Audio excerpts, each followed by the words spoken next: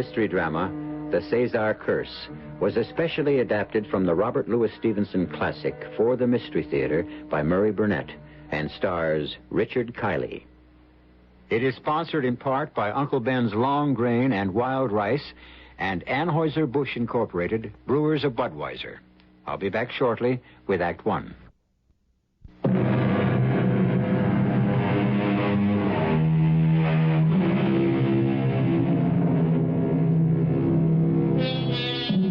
We all know that there is no such thing as a curse transmitted from one generation to the next, which calls down evil upon all the descendants of the cursed family. Science, of course, tells us that such diseases as diabetes, hemophilia, and madness can be handed down in a family, but science frowns upon anything of the extraordinary or bizarre. In this instance, I must respectfully take issue with the scientists, and as a case in point, bring you the story of George Capewell, whom we first meet at the age of 67, as he adds a codicil to his last will and testament. Today, my family physician told me that death is no more than a week or two away. Therefore, I feel compelled to explain why I, George Capewell, will be the last of the Capewells. This was my choice, and this codicil to my will explain why I made it. For the sake of clarity, I must go back some 40 years, to one summer when I fell seriously ill and almost died while vacationing in Spain. Well, young man, you are looking almost alive again. And I don't mind saying it is a small miracle. Sponsored by you, Dr. Valdez. Well, let's give God a little credit, too. And now, to complete the cure, I insist that you have a few weeks of absolute rest and good, fresh air. Well, if you're talking about one of those sanatoriums, forget it. The place I have in mind is as completely unlike a sanatorium as you can imagine.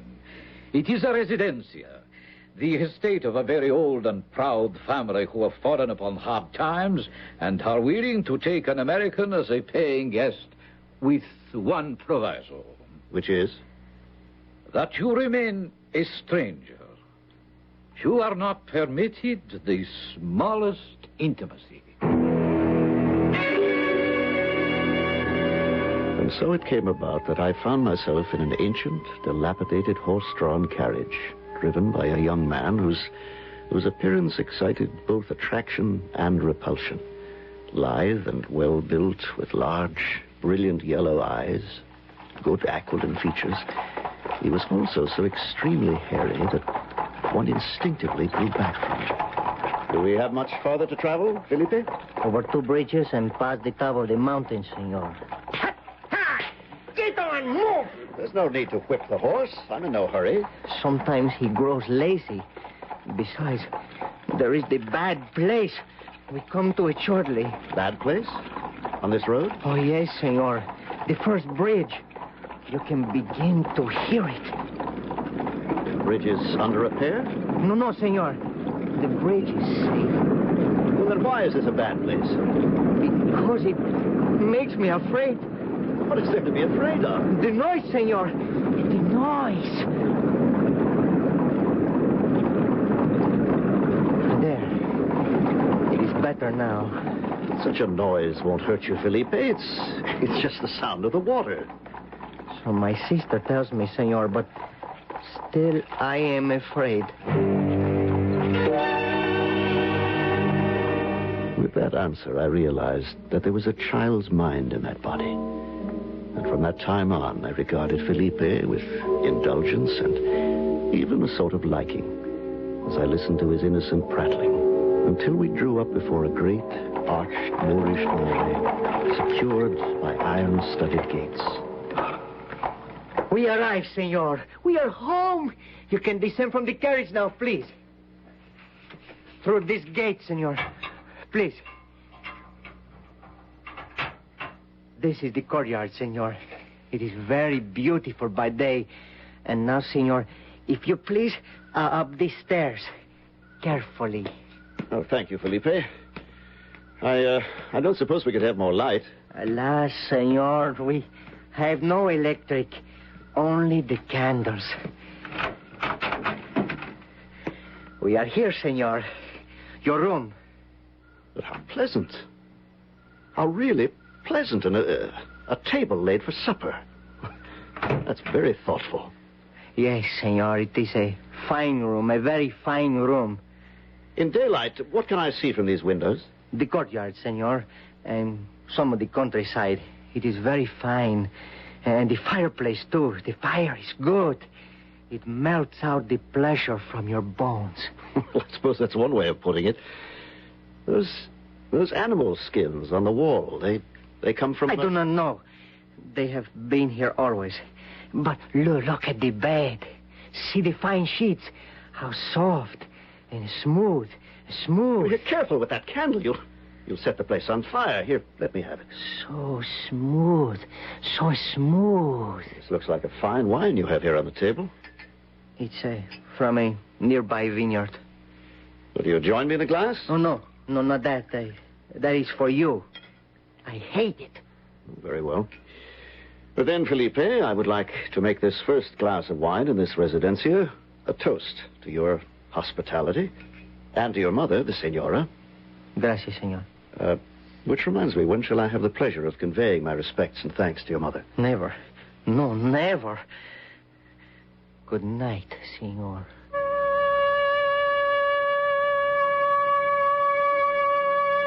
Even now, as I write this document, with the cold hand of death coming ever closer to me, I can still feel the warmth of that fire and see the portrait of the woman on the wall, illuminated by the flickering flames. For 10 days I gained in strength, saw no one but Felipe, and for 10 nights fell asleep with the face of that portrait looking down on me. The face of a magnificently beautiful woman, yet marred by a cruel, sullen, and sensual expression. I was struck by the strong resemblance to Felipe, and one morning as he served me my breakfast... That portrait on the wall... An ancestor, senor. More coffee? No, thank you. Who is that crossing the courtyard? The padre. He comes to hear your sister's confession? Yes. He's been doing that for some time, for many years? Many years. Well, then he would know who the woman in the portrait is. I could ask him. You are not to ask questions. You are not. I have been told. But who told you? Your mother, the senora? You will be punished. You will see. You will be punished. And it will not be because of me or anything I have done. It will not be my fault.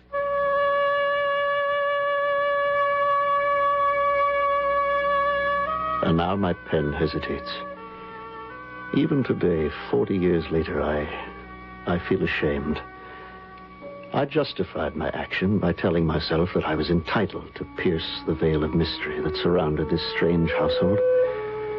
What I refused to admit was the spell the woman in the portrait had cast upon me. Day after day, the double knowledge of her wickedness and my weakness grew clearer. So, shamefully I confess, I set out to find Felipe, to continue questioning that childlike mind. I knew I would find him in the woods, but I didn't know I'd be horrified by my discovery.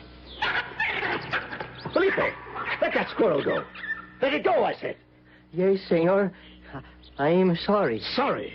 What kind of person are you? A little while ago, you pretended to be upset because I didn't like your coffee, and now I find you torturing a poor, dumb animal.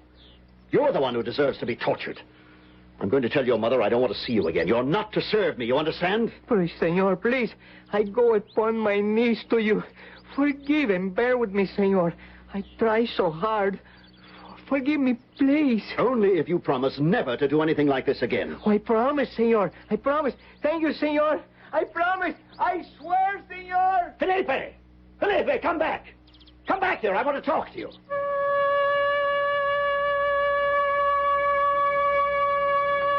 But no amount of calling brought him back. I returned to the house, and as I walked slowly across the courtyard, I first saw my hostess. She was seated on an animal skin, leaning against a pillar, sunning herself. She was an elegant, sumptuous figure, and although she must have heard my footsteps, she seemed unconscious of my presence. Good day, Senora... Cesar. May I join you? If you wish.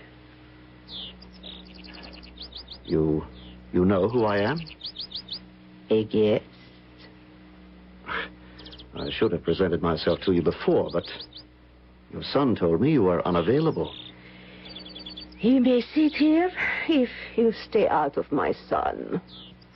You like the sun? It warms me, and I like warmth.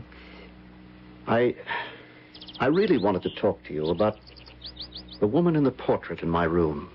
Portrait? Yes, the painting. Surely you know it. Felipe told me she was one of the family. She fascinates me. Who was she? I think she was my mother. You think? Well, don't you know who... I beg your pardon. You look so much like the woman in the portrait. Your mother, I think you said. I really would like to know something about her. The sun is going behind the clouds. I am afraid the black wind is coming, and we shall all suffer from it. I must bid you adios. And she was gone, silently, gracefully. She was right about the wind. It came from the malarial lowlands and over the Sierras, and stormed about the house with a hollow buzzing that was wearisome to the ear, depressing to the mind, and jangled the nerves. By the time Felipe brought my supper, I was in a state of nervous exhaustion. Felipe also was in a state of nerves, his yellow eyes burning in his face like two candles, his hand shaking so that the silver clattered against the plates. For heaven's sake, stop that noise. Sorry, senor. It's the black wind. It pulls and pulls at you, telling you must do something. But you don't know what it is you must do. Your mother? She seemed to be unhappy with the wind, too. You think she's ill? Oh, senor. With this wind, who can be well? Now I must write of that black wind and blacker night. I went to bed early and couldn't sleep. Suddenly, a sound filled the house. I thought of Felipe and the squirrel. I ran to the door only to find that it was locked from the outside.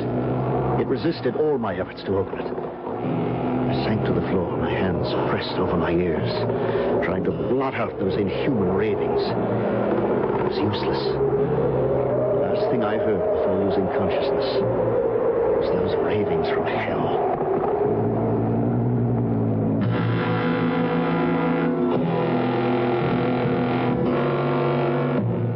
There are those among us who feel that some mysteries are best left unsolved. Some secrets never should be told. Because George Capewell was not one who believed this, we can continue in a moment with Act Two. But I warn you, the discovery may well send a shuddering chill through your bones.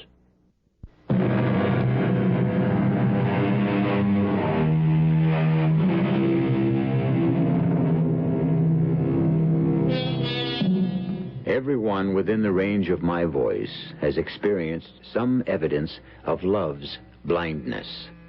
The doting male sees his beloved as perfection, whereas the young girl may see his faults, but is certain that all that's needed to correct them is the gift of her love. George Capewell was destined to fall in love, profoundly, electrifyingly, overwhelmingly, for the first and last time in his life, only to find that this all-consuming passion was to lead him to the very brink of hell. I must continue with this writing, so you will know why I leave this earth with no child to carry on the name of Capewell. Even though the writing brings back all the anguish and terror of those days more than 40 years ago. When I awoke on the floor the morning after the terrible night of the black wind, the sun was shining, and a cheerful Felipe appeared with my breakfast.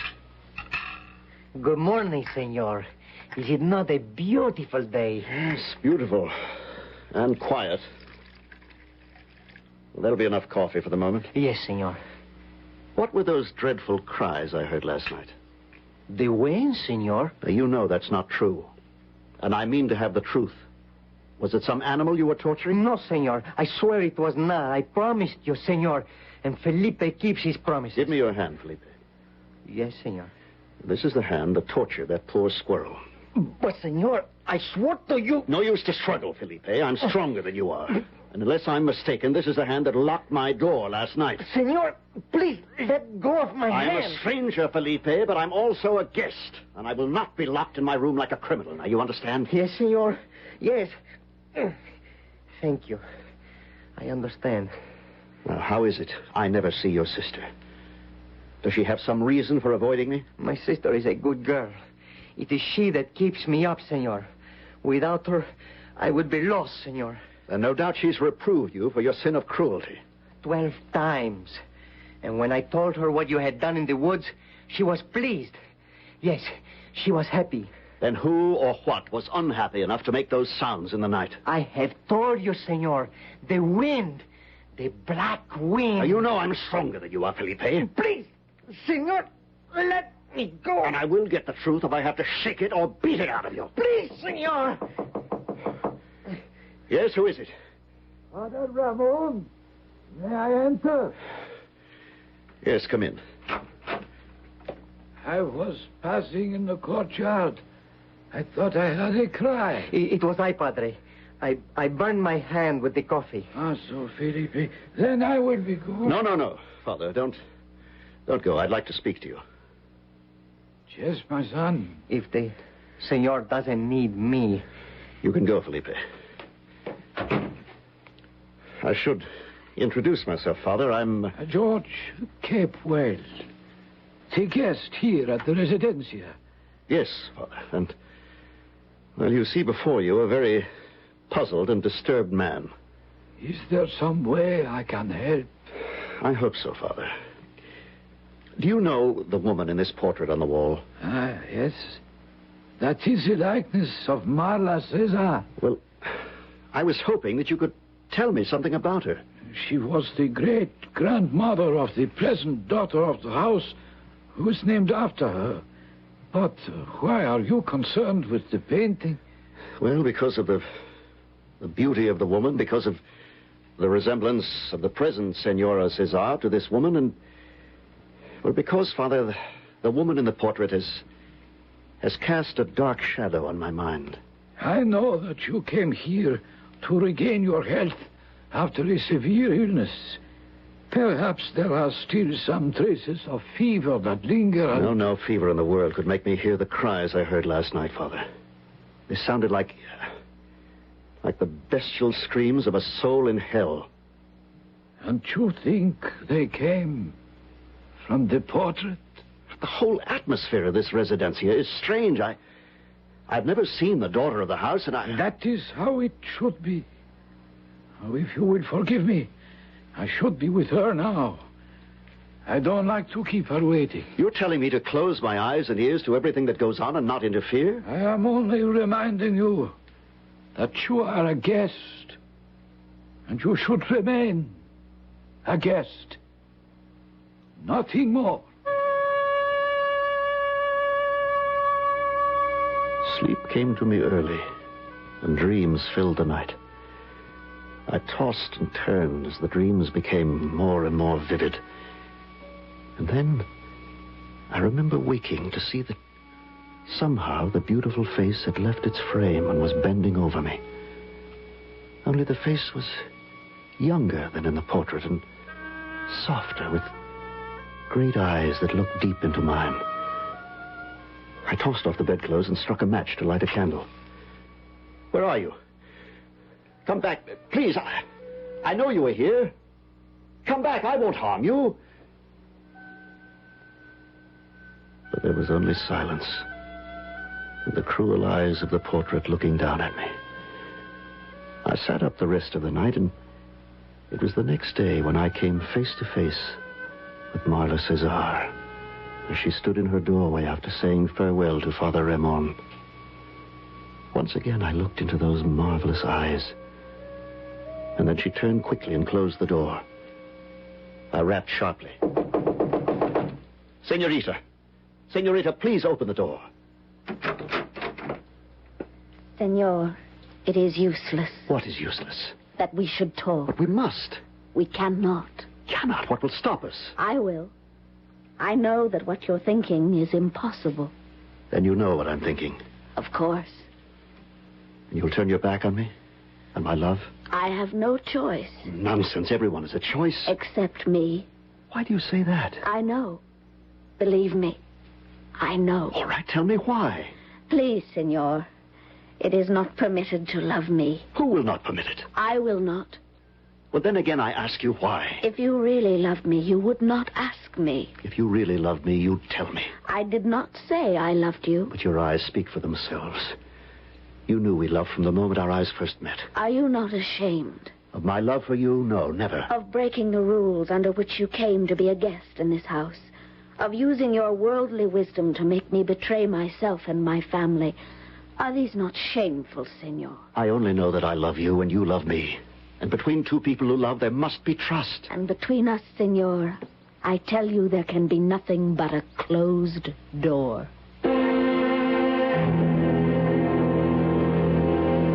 As I look at the pages I've already written, I feel now as I felt then, the urge to stop, to seek no more answers.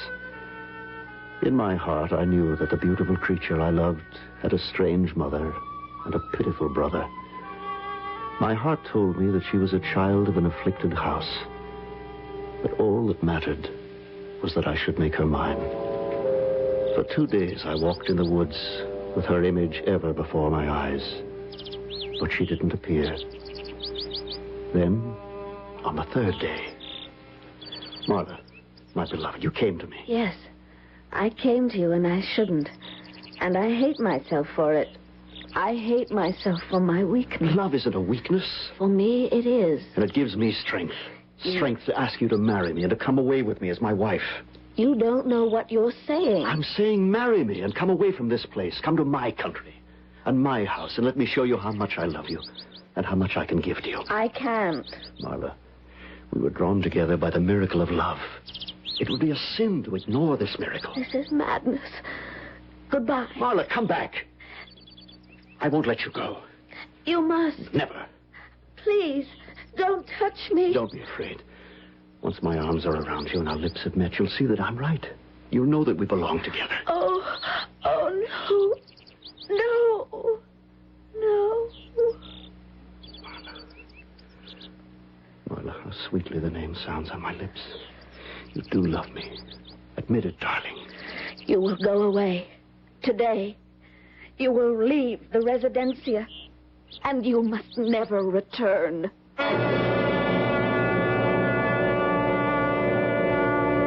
Fatalists believe that the threads of our lives are woven for us long before we embark on life's journey, and that it's useless to struggle against our destinies.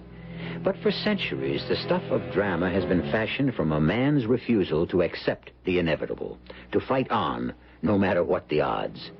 George Capewell chose to fight, and we'll be back with the terrifying results of that decision in a few moments.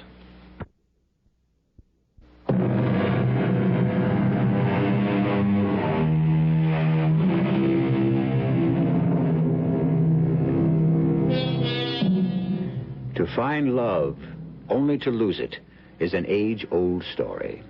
But usually the rejected lover knows in his heart why he's been rejected.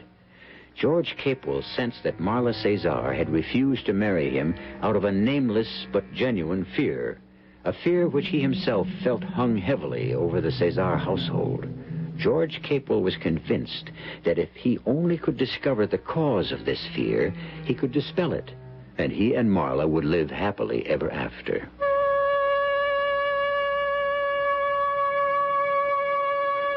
As my life and this last will and testament draw near to a close, It becomes ever more difficult for me to find words adequate to describe the anguish and terror I felt more than 40 years ago in the remote and fear-ridden Cesar Residencia.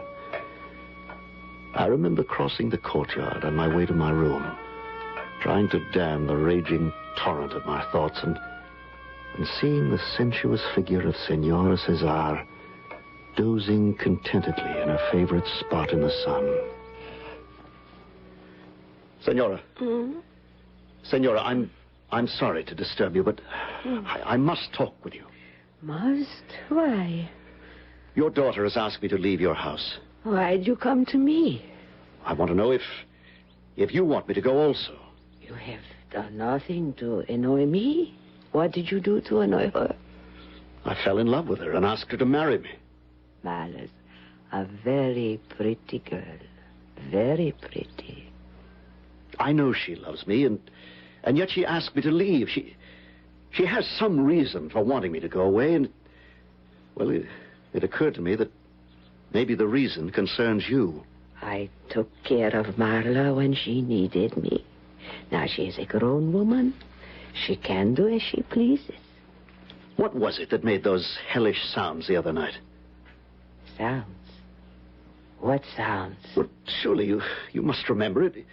It was the night of the black wind, and the cries and the screams of pain came from the throat of some animal or some human that was undergoing torment. They shook the house. I heard nothing. But then I sleep very soundly.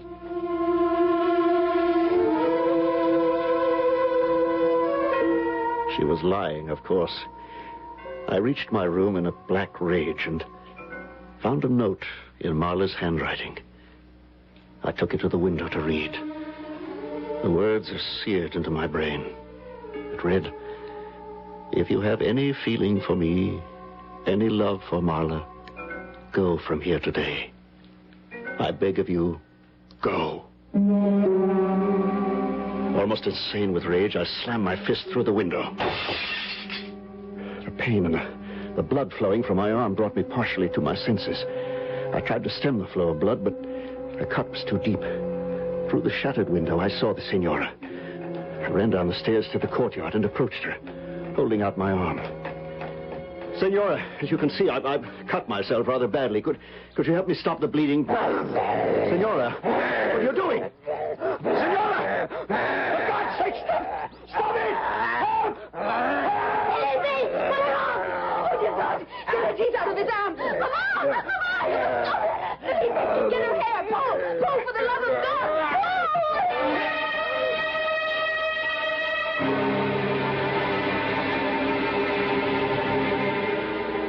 I lost consciousness and remember waking up in bed in my room with Marla kneeling by my bedside. Oh, my love, my love. Dear, precious heart, I should have sent you away long ago, but I didn't have the strength. Don't cry, Marla. Darling, and don't blame yourself. I have done as you asked, sister, and brought the carriage in front. Will he be able to travel? He must, Felipe. You know that. No. You think that now I'd go away and leave you with... My mother. Can you sit up? Of course I can. Oh! He cannot walk. I will have to carry him. No, I can't leave you here. It's dangerous. I have lived here all my life. Now that there are no longer any secrets between us, you must come with me. Felipe, he must have a doctor. Take him where there will be no questions asked, and he can be attended to.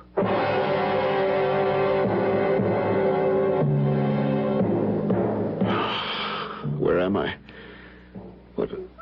What place is this? Marla? Where's Marla? Old sir, easy, my son. Father Ramon, what are you doing here? Praying for you, my son. Yes, but what is this place? How long have I been here? July in the house of the Tequendama family. In the old days, they belonged to the Cesar estate. They still feel loyalty to the Cesar family. You have been here 3 days. Yes, but who brought me here? Philippi bore you, aided by one of the Tegendama sons. And my wounds? Marla cared for them? Only at first. Your cuts were too serious, so we sent for your doctor. Cuts? You put your hands through a glass window, did you not? Sir, you know that I'm not asking this question out of idle curiosity. What of the Cesar family? What are they? An unfortunate example of a declining race. Once rich and mighty, they are now poor and neglected. But not by you. You visit Marla often. I've seen you. Yes. The senorita is well informed. And her mother? You do not visit her? No. Is she insane? I can only answer that according to my belief. She is not, or was not. Oh, when she was young, she was wild, but she was surely sane. You know I love Marla. I know. Then you will help me see her? No. Why not? Such a meeting will only bring pain to you both. It could also bring happiness. How could that come about? I propose to marry her and take her away from here, from the evil influences that pollute the Residencia. This strain, or whatever it is, may live only in the place where it was born. If Marla were to be removed from this place with a man who loved her devotedly, wouldn't there be a chance? I do not know. But in a matter of this kind, I would trust the judgment of the senorita. Will you take her a message? Before I answer that, I must tell you what the people of these parts believe about Marla's father. Marla's father was a good friend of the head of the house you are in now, the Tegendama house. One day he and his friend delivered some packages to the Residencia. The friend met Marla's mother, then a young woman, and immediately fell in love. All the villagers knew it and warned him, but he could talk and think of nothing but the woman. The way I feel about Marla. Yes, my son, but with a difference. In wintertime there are terrible storms upon the mountain, and the passes become dangerous. On this one night, Francisco Tegendama and his friend found themselves on the pass before the Residencia. It was a wild night with snow and wind. And now I use the words of Francisco, who swears that Marla's mother came out upon the gallery with a lamp in her hand and called to them. Francisco says there was death that night on the mountains, but he felt there was worse inside the house. And did they go in? Francisco's friend did, but Francisco wouldn't. He says that he even went down on his knees in the snow and begged his friend not to enter, but to no avail. Well, what happened? Heaven knows. The man was never seen again. Will you tell Marla I must see her? I will, my son. I promise. But still, she may not come. You both know me. Tell her that unless she comes to me, I will go to her. I will return to the Residencia.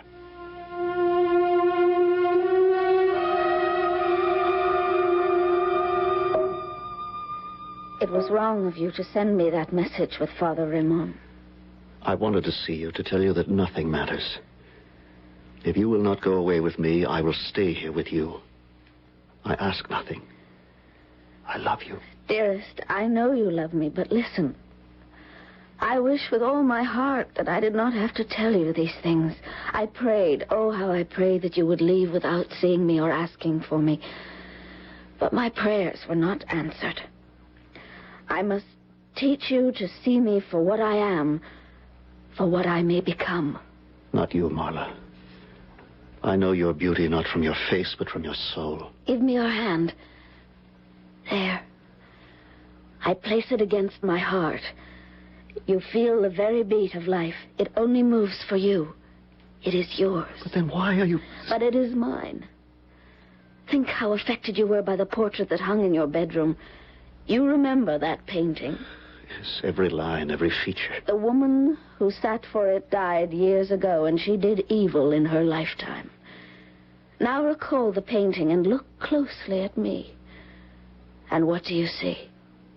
I see the beautiful girl I love. But you also see that my eyes and my hair, the lines of my body, they're exactly the same as the portrait. But the mouth is different. Your lovely mouth reveals only sweetness.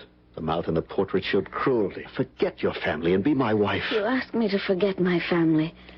Can't you see that no gesture I make, no tone in my voice, nor any glance from my eyes is wholly mine? Yours and yours alone. It's you I love. You think I can escape my heritage? Of course. And I tell you, my love, that the hands of the dead are in my bosom.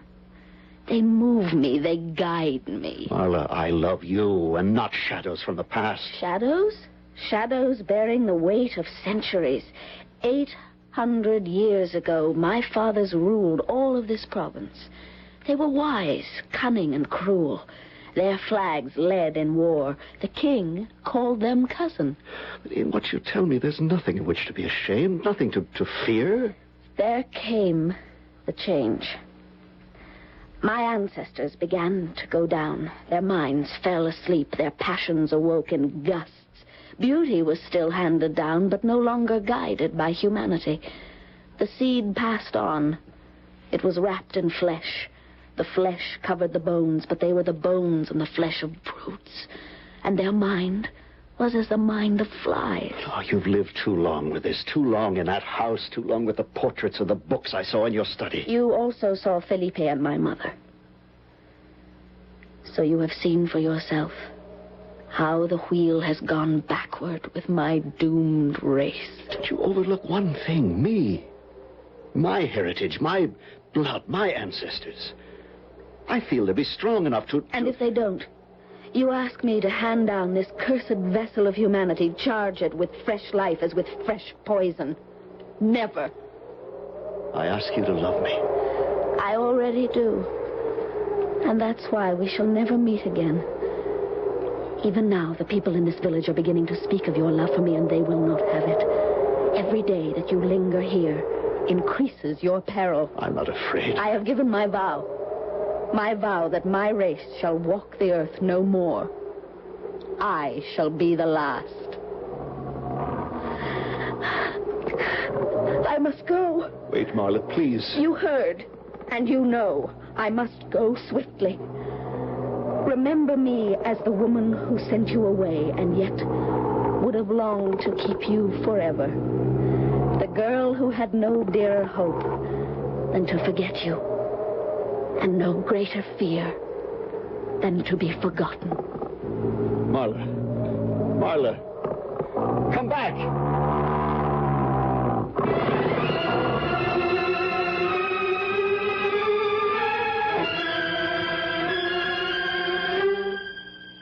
Now I can lay down my pen. My tale is told, and it answers the question I evaded for so long. Why I never married. Whether what I've written here is believed or disbelieved is of no importance. What is important is that I proved one fear of my beloved Marla to be groundless. Her fear that she would be forgotten.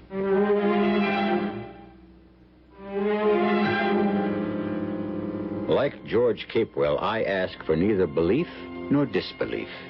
The pages of history are filled with the names of people who were burned at the stake because a lot of other people believed they were witches. Therefore, I must add a fact which George Capewell omitted. A few months after he returned to his home in America, the newspapers reported the destruction by fire of an ancient Residencia in Spain belonging to the Cesar family. I'll be back shortly.